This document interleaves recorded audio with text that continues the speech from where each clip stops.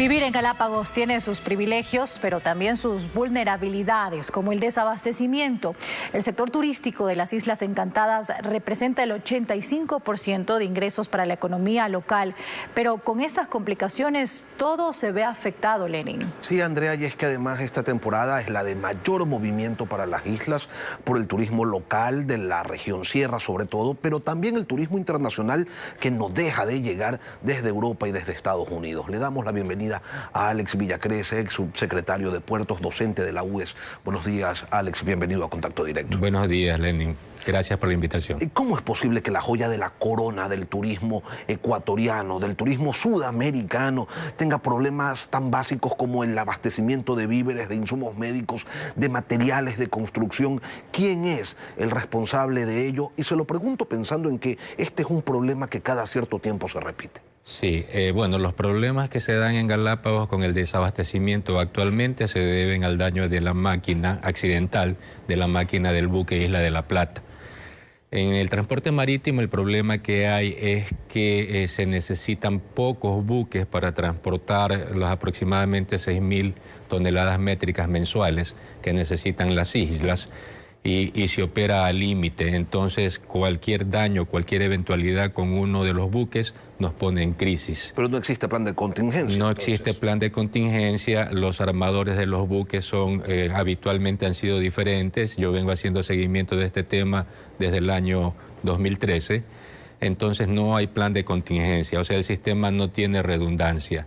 Un buque falla y entramos a esta crisis en donde los buques de la Armada, los puentes aéreos o las contrataciones de buques de emergencia tienen que suplir el problema. Y está bien, ok, un accidente puede ocurrir en cualquier momento, pero no es posible que no exista un plan de contingencia y una capacidad de respuesta inmediata. ¿Quién debe controlar que eso sí se dé? Sí, bueno, eso tiene que ser controlado por la Subsecretaría de Puertos y Transporte Marítimo. De lo que veo actualmente, ellos están atendiendo esta emergencia rentando, alquilando un buque de origen noruego, el Cygnus, pero que va a entrar en operación en un par de semanas.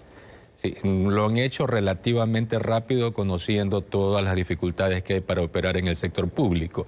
Esa es la respuesta que ha dado la subsecretaría, además, por supuesto, de la participación de la Armada con los buques logísticos, el Calicuchima, el Hualcopo, que están siendo distraídos de su función habitual, que es ser los buques logísticos de la escuadra, para prestar la atención en esta emergencia. Ahora, no solamente los buques que transportan mercadería no cuentan con todas las certificaciones que exige la normativa internacional y la nacional, pues para operar en un patrimonio natural, pero los puertos, los de Galápagos, tampoco tienen la infraestructura para manejar los volúmenes de carga que reciben. No hay bodegas, por ejemplo. Todo está mal. ¿Por qué? Es que, Lenin, en Galápagos no hay nada que pueda ser llamado puerto.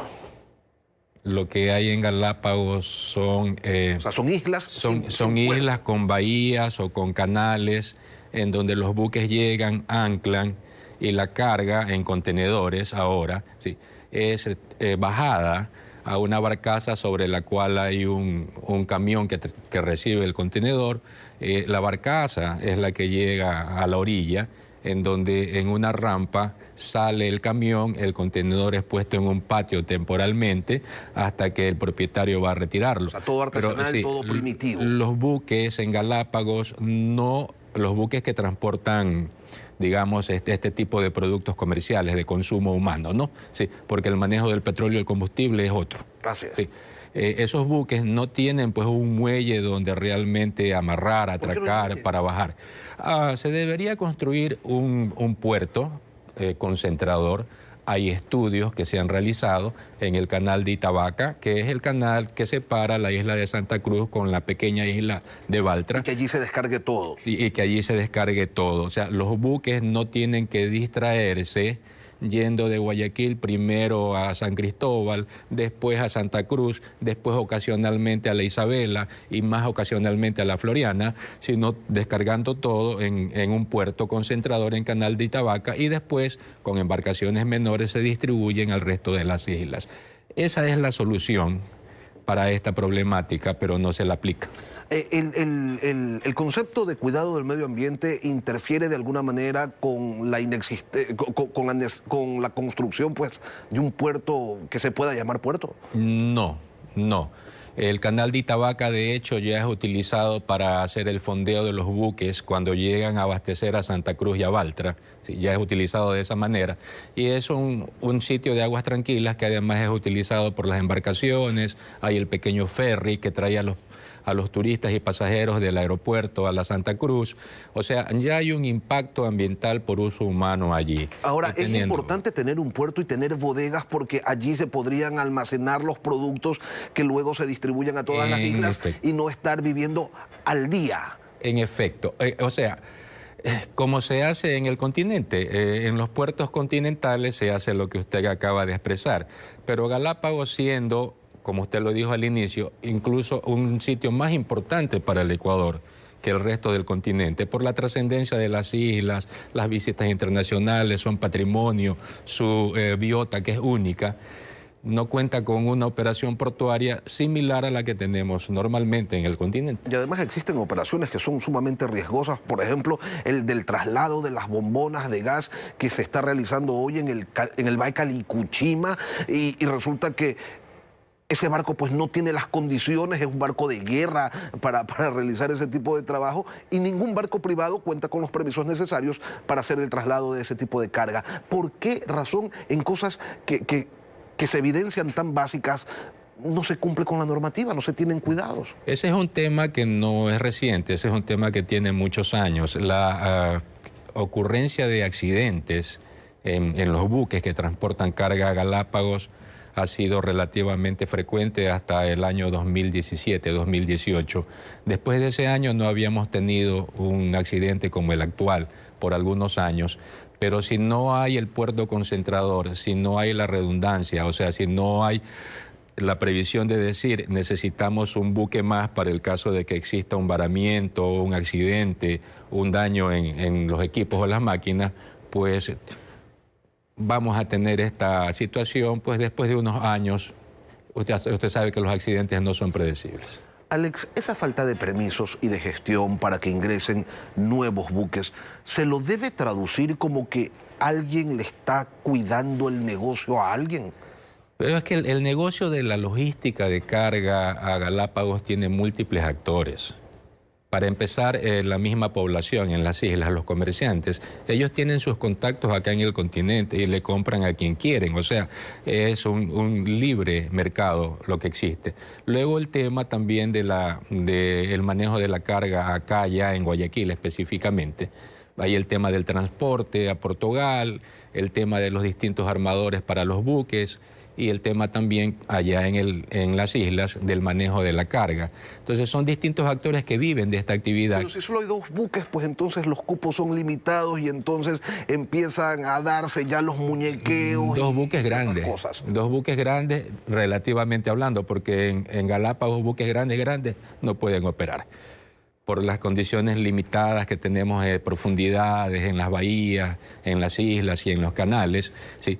Pero se necesitan realmente dos buques de esas características y dos buques más pequeños, de no más de 1000 toneladas de capacidad de carga, que sí han habido, pero que ya han envejecido, como el Paola, el Angelina, que se hagan cargo del transporte de la carga, si es que no existe el puerto concentrador, a la isla Isabela, que tiene mucha menos población que Santa Cruz o que San Cristóbal, o a la Floriana, en donde la población no llega a 200 personas.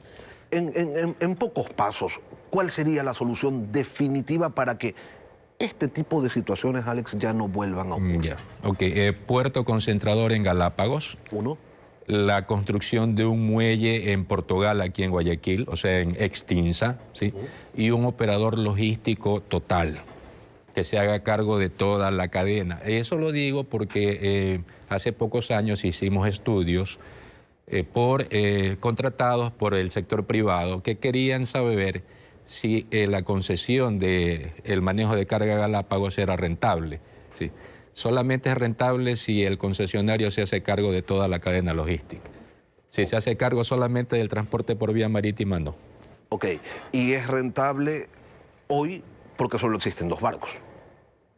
si entra un competidor más... Claro, pero bajo el modelo de concesión, los 2 barcos grandes y 1 o 2 barcos pequeños deberían estar a cargo del concesionario. Es responsabilidad del concesionario. Entonces, ¿usted cree que ese es el camino? Pero la gente aquí le tiene miedo a la palabra concesión. Dicen, concesión no, ya quieren privatizar el traslado de insumos a Galápagos. Pero, o sea, depende, pues, o sea, desde qué sector vienen esos temores. En los gobiernos pasados se ha hecho concesiones. En el gobierno de Rafael Correa se hizo concesiones portuarias. En el gobierno de Lenín Moreno se las mantuvo, sí, y se impulsó más bien las concesiones, y yo tengo entendido que el presidente del gobierno no es adverso a las concesiones. Claro, hay voces, siempre hay voces, pero lo que hay que hacer es una evaluación. ¿Cómo nos ha ido con las concesiones portuarias? Aquí con Contecón, con Gilpore en Puerto Bolívar, con Agunza en Manta, hacer una evaluación y ver si eso ha sido beneficioso o no para el país. ¿Ha sido? Mi criterio es que ha sido. Mi criterio ha sido. Aquí en Guayaquil especialmente. Y entonces no tendría mucho sentido que el modelo de concesión funcione en el continente y siendo las islas tan importantes, las cosas allá se las maneja la maldita sea. Correcto, correcto. Dígame una cosa, ¿y para eso es necesario qué? ¿Hay que cambiar alguna reglamentación? ¿Se necesita quizás expedir una ley especial teniendo en cuenta que hay un régimen especial para Galápagos? ¿O es solamente un asunto de voluntad política? Es un asunto de voluntad política.